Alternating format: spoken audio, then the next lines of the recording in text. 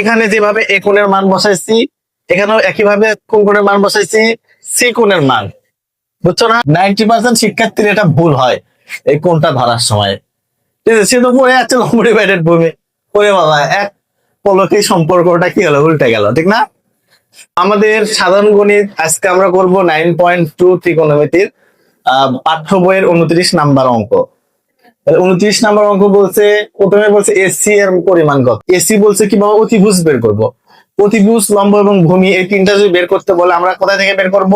পিথাগোরাসের সূত্র থেকে। মনে থাকবে, পিথাগোরাসের সূত্রানুসারে পাই।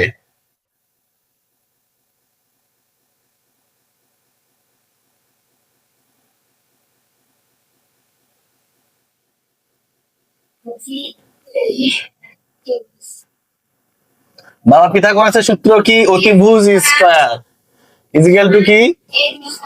হ্যাঁ, লম্ব স্কয়ার প্লাস ভূমি স্কয়ার। আচ্ছা, তাহলে অতএব শুধু এসিটা কি হবে? এদের উপর রুট হবে। এ বির মান কত বাবা?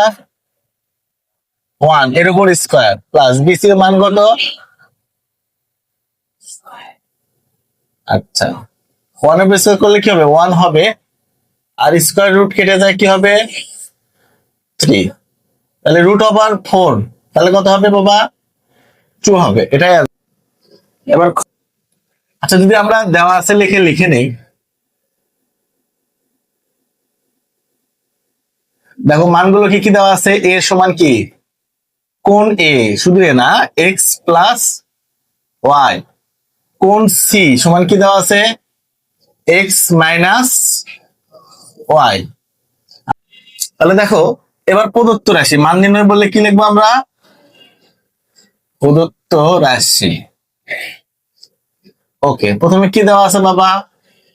tan a plus tan c।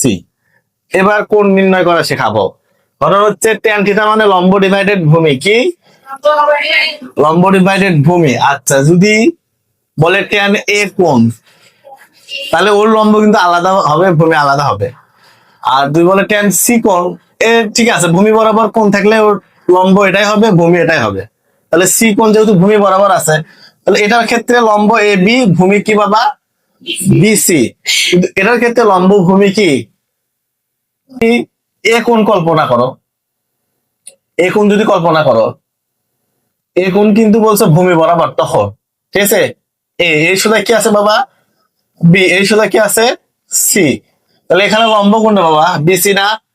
ভূমি কোণ? তাহলে লম্ব ডিভাইডেড ভূমি মানে